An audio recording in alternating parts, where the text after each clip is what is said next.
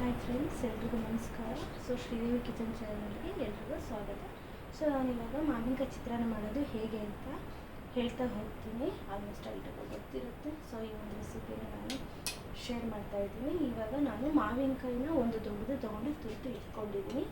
ಅದರದ್ದು ಹುಳಿನ ಹಿಂಡಿ ಎತ್ತಿಟ್ಕೊಂಡಿದ್ದೀನಿ. In case ಹುಳಿ ಏನಾದರೂ ಕಮ್ಮಿ ಆಯಿತು ಅಂದರೆ ನಾವು ಅದನ್ನು ಯೂಸ್ ಮಾಡ್ಕೋಬೋದು. ಇಲ್ಲಿ ಸಾಸಿವೆ ಜೀರಿಗೆ ಒಗ್ಗರಣೆಗೆ ರುಚಿಗೆ ತಕ್ಕಷ್ಟು ಉಪ್ಪು, ಅರಿಶಿನ ಪುಡಿ ಮತ್ತು ಎಣ್ಣೆ ಒಗ್ಗರಣೆಗೆ ಕಡಲೆಬೇಳೆ, ಉದ್ದಿನಬೇಳೆ, ಅದಾದ ನಂತರ 3 ರಿಂದ 4 ಹಸಿಮೆಣಸಿನ್ಕಾಯಿನ ಕಟ್ ಮಾಡಿ ಇಟ್ಕೊಂಡಿದ್ದೀನಿ.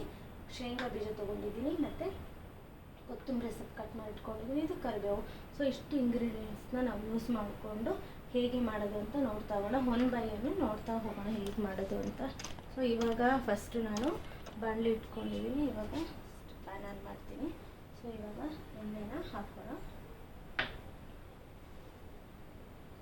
ಎಲ್ರಿಗೂ ತುಂಬಾ ಇಷ್ಟ ಆಗುತ್ತೆ. ಇದು ಇನ್ಸ್ಟಂಟಾಗಿ ಮಾಡೋದೊಂದು ರೆಸಿಪಿ. ಇದು ಮಕ್ಕಳಿಗಂತೂ ತುಂಬಾ ಇಷ್ಟ ಆಗುತ್ತೆ.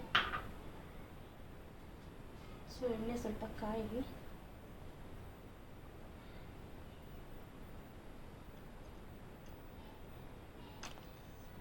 ಎಣ್ಣೆ ಚೆನ್ನಾಗಿ ಅಂದರೆ ಸಾಸಿವೆ ಜೀರಿಗೆ ಎಲ್ಲ ಪಟ್ಪಟ ಅಂತ ಚೆನ್ನಾಗಿ ಸಿಡಿಯುತ್ತೆ. ಆವಾಗ ಒಂದು ಒಳ್ಳೆ ಘಮ. ಇಲ್ಲ ಅಂದರೆ ಅಷ್ಟೊಂದು ಚೆನ್ನಾಗಿರಲ್ಲ, ಹಸಿ ಆಗಿರುತ್ತೆ. ಹಾಗಾಗಿ ಎಣ್ಣೆ ಕಾಯಬೇಕು.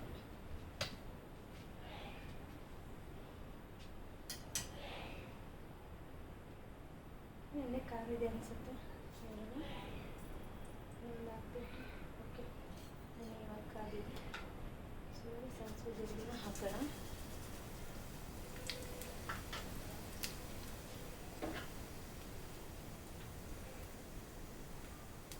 ಚೆನ್ನಾಗಿ ಸಿಡಿತಾ ಇದೆ.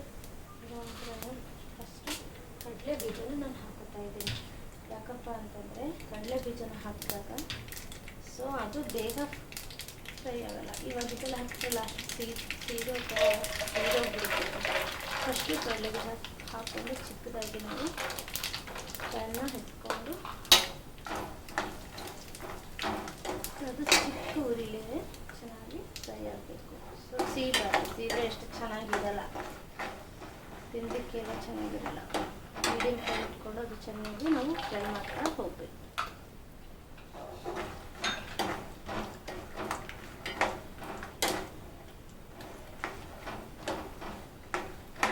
ಎಲ್ರಿಗೂ ತುಂಬಾ ಇಷ್ಟ ಆಗುತ್ತೆ.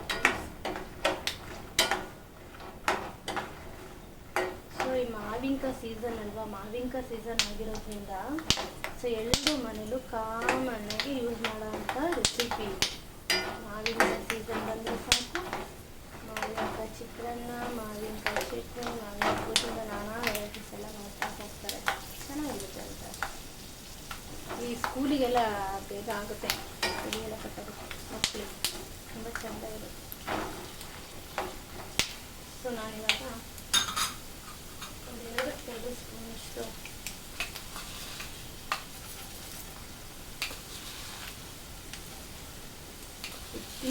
ಉದ್ದಿಗುಂಡನ್ನ ಹಾಕ್ತಾಯಿದ್ದೀನಿ.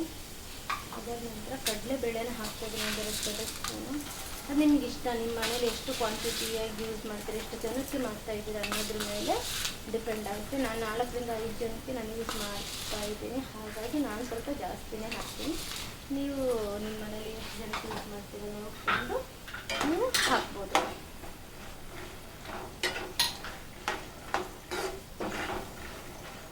ಇದು ಕೆಲವೊಬ್ರು ಮುಂಚೆನೇ ಶೇಂಗಾ ಎಲ್ಲ ಹುರಿದು ಎತ್ತಿಟ್ಕೊಂಡಿರ್ತಾರೆ. ಹಾಗೂ ಮಾಡ್ಬೋದು, ಹೀಗೆ ಮಾಡ್ಬೋದು. ಇದು ಸ್ವಲ್ಪ ಲೇಟ್ ಆಗುತ್ತೆ. ಅದಂದರೆ ಮುಂಚೆನೇ ಹುರಿದು ಎತ್ತಿಟ್ಕೊಂಡ್ರೆ ಅದು ಸ್ವಲ್ಪ ಬೇಗ ಆಗುತ್ತೆ. ಏಕೆಂದರೆ ಶೇಂಗಾ ಎಲ್ಲ ಚೆನ್ನಾಗಿ ಬಾಯ್ಲ್ ಆಗಬೇಕಲ್ವ, ಕ್ರಿಪ್ಸಿ ಆಗಿದ್ದು ತಿನ್ನೋದಕ್ಕೆ. ಹಸಿ ಥರ ಇದ್ದರೆ ತಿನ್ನಲಿಕ್ಕೆಲ್ಲ ಚೆಂದ ಇರಲ್ಲ. ಅದಕ್ಕೆ ಇವಾಗ ನಾನು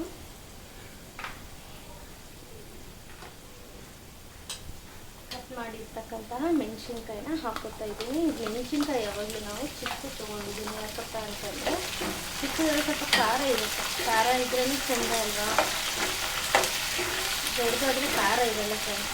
ಹಾಗಾಗಿ ನಾನು ಚಿಕ್ಕ ಮೆಣಸಿನ್ಕಾಯಿನ 4 ರಿಂದ 5 ಕಟ್ ಮಾಡಿ ಎತ್ತಿಟ್ಕೊಂಡಿದ್ದೀನಿ. ಅದನ್ನೆಲ್ಲದನ್ನು ಹಾಕಿದ್ದೀನಿ. ಯಾಕೆಂದರೆ ಈ ಮಾವಿನಕಾಯಿ ಬೇರೆ ಹುಳಿಯಾಗಿರುತ್ತೆ. ಇವಾಗ ಖಾರನೂ ಇಲ್ಲ ಅಂತಂದರೆ ಚೆನ್ನಾಗಿರಲ್ಲ. ಸ್ವಲ್ಪ ಖಾರವಾಗಿ ಹುಳಿಯಾಗಿದ್ರೇ ಚೆಂದ.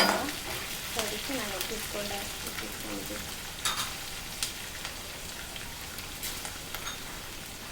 ಕೆಲವೊಬ್ಬರು ಖಾರನೂ ಇಷ್ಟಪಡ್ತಾರೆ, ಕೆಲವೊಬ್ಬರು ಖಾರ ಇಷ್ಟಪಡಲ್ಲ. ಅಂಥವ್ರಿಗೆ ಅವರವರು ಕನ್ಸಿಸ್ಟೆನ್ಸಿ ಹೇಗೆ ಮನೆಯಲ್ಲಿ ಹೇಗೆ ತಿಂತಾರೋ ಅದ್ರ ಮೇಲೆ ಡಿಪೆಂಡಪ್ಪ ನಾವು ಮೆಣಸಿನ್ಕಾಯಿ ಕಟ್ ಮಾಡಿ ಇಟ್ಕೋಬೋದು. ಸೊ ಇವಾಗ ನೆಕ್ಸ್ಟ್ ನಾನು ಕರಿಬೇವನ್ನು ಹಾಕ್ತಾಯಿದ್ದೀನಿ.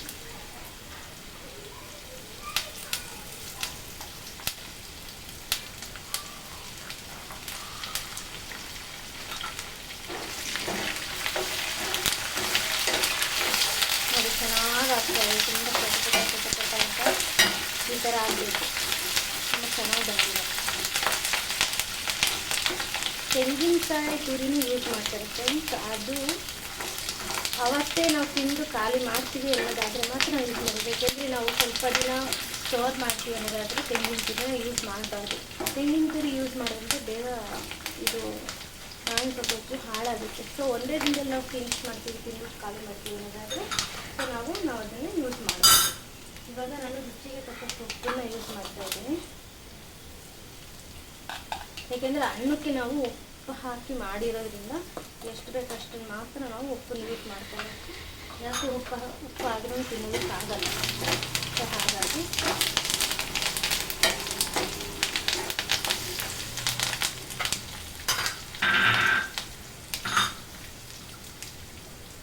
ಈಗ ನಾನು ಅಷ್ಟೇ ಪುಡಿನ ಹಾಕ್ತಾಯಿದ್ದೀನಿ.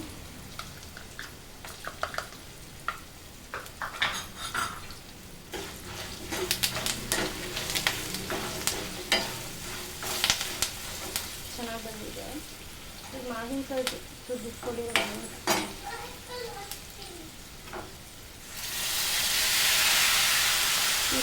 ಇಷ್ಟೊಂದಿರೋ ಮಾವಿನಕಾಯಿನ ನಾನು ಹಾಕ್ತಾಯಿದ್ದೀನಿ. ಯಾಕಪ್ಪ ಅಂತಂದರೆ ಅದನ್ನು ಕುದಿಸ್ಬೇಕು. ಸೊ ಅದು ಹಸಿ ಸ್ಮೆಲ್ಲೆಲ್ಲ ಹೋಗಬೇಕು, ಆವಾಗಲೇ ತುಂಬ ಚೆನ್ನಾಗಿರೋದು.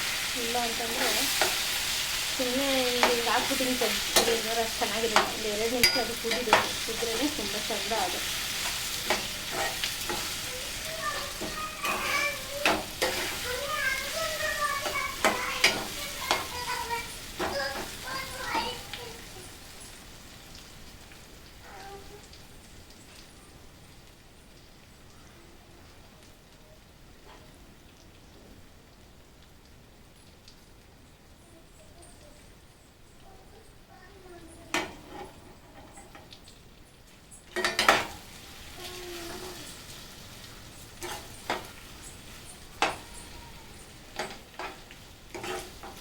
ನೋಡಿ ಫ್ರೆಂಡ್ಸ್, ಈಗ ಚೆನ್ನಾಗಿ ಬಂದಿದೆ. ಚೆನ್ನಾಗಿ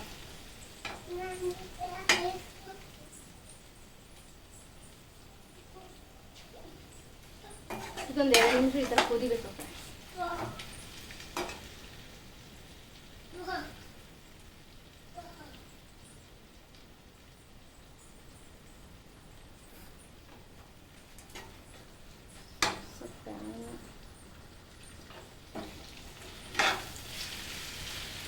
ಆಮೇಲೆ ಕೊತ್ತಂಬರಿ ಹಾಕಬೇಕು.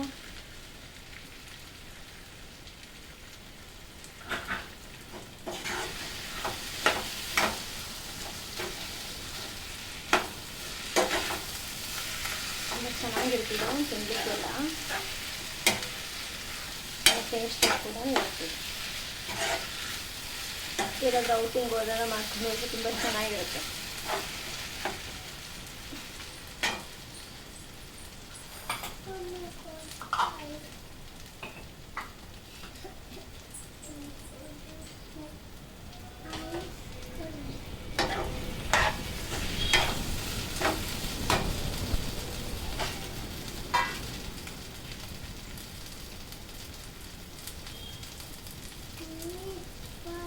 ನಾನು ವಿಡಿಯೋಗೋಸ್ಕರ ಸ್ವಲ್ಪ ಅನ್ನ ಮಾಡಿ ಮುಂಚೆನೇ ಇಟ್ಟಿಟ್ಕೊಂಡಿದ್ದೆ. ಉಸಿರಿದ್ರಾಗಿದ್ದರೆ ತುಂಬ ಚೆನ್ನಾಗಿರುತ್ತೆ.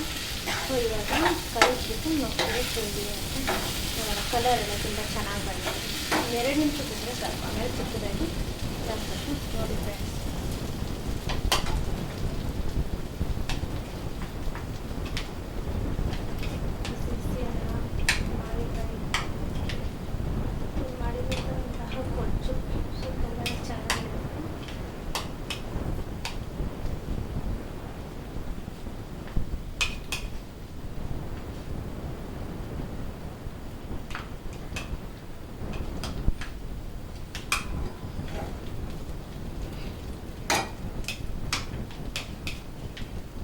ನೀವು ಬೇಕಾದರೆ ಇದಕ್ಕೆ ತೆಂಗಿನ ತುರಿನ ಯೂಸ್ ಮಾಡಿಕೊಂಡು ಹಾಕ್ಕೋಬೋದು. ಅದು ಅವತ್ತೇ ತಿನ್ನಬೇಕು ಅಂದರೆ ಮಾತ್ರ. ಮತ್ತು ನೀವು ಮತ್ತೆ ಇನ್ನೊಂದು 2 ದಿನ ಸ್ಟೋರ್ ಮಾಡಿರ್ತೀನಿ ಅಂದರೆ, ಸೊ ನಾನು ಇದಕ್ಕೆ ತೆಂಗಿನ ತುರಿ ಯೂಸ್ ಮಾಡಿಲ್ಲ, ಸ್ಕಿಪ್ ಮಾಡಿದ್ದೀನಿ. ನಿಮಗೆ ಬೇಕಂದರೆ ಮಾಡ್ಕೋಬೋದು.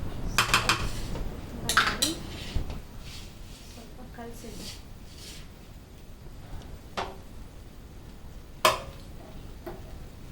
ರೆಡಿ ಮಾವಿನಕಾಯಿ ಚಿತ್ರಾನ್ನ.